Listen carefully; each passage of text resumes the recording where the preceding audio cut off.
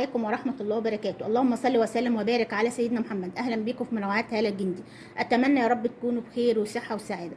النهاردة وصفتنا خيال باتوكس طبيعي موجود في كل بيت، هيفتح بشرتك، هيزيل التجاعيد، هيشد البشرة بطريقة ما كنتيش تتخيلها، هتدي نضارة للبشرة حلوة جدا، وهو الخيار ومعاه القهوة.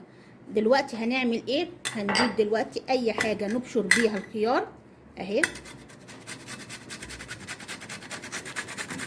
دلوقتي اهو بعد ما بشرناه هنجيب طبق اهو وايه وقطعه شاشه عشان نصفي عليها، وهناخد شويه اهو نحاول ناخدهم واهي.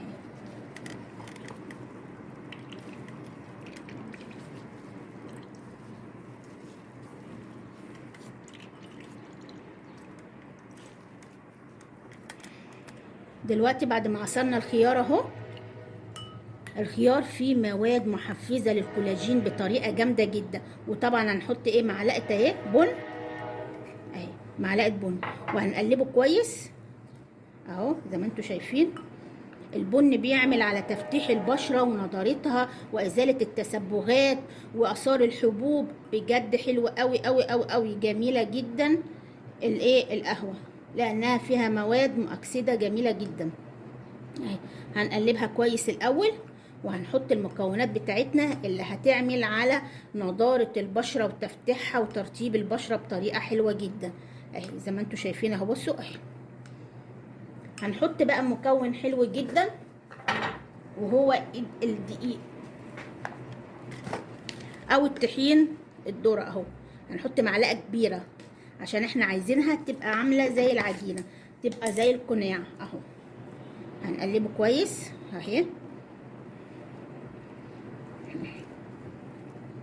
طبعا احنا ايه هنحط كمان شويه ميه صغيره، بصوا معلقه واحده بس اهي.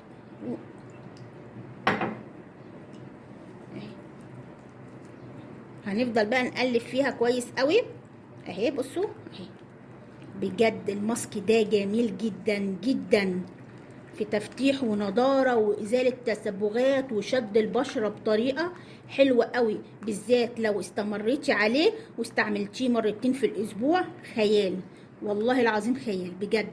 بشرة جميلة جميلة جميلة، لأنها فيها مكونات بتعمل على تحفيز الكولاجين وإيه شد البشرة بطريقة حلوة جدا. وكمان بيبقى أقل المكونات هتقدري تعملي ماسك يفتح بشرتك ويديها النضارة ويديها الترطيب ويمنع التسبغات اللي موجودة في البشرة. هيبقى بشرتك فيها توحيد للونها، كمان هيفتح البشرة بطريقة سريعة جدا. شفت عامل ايه اهو؟ بص الماسك اهو، بصوا اهي، ده الماسك بتاعنا بكل بساطه. هنروح عاملينه ازاي؟ اولا هنغسل بشرتنا كويس قوي قوي من اي زيوت، من اي كريمات، من اي مكياج، وبعد كده هنطبق على البشره كانها دي البشره اهي.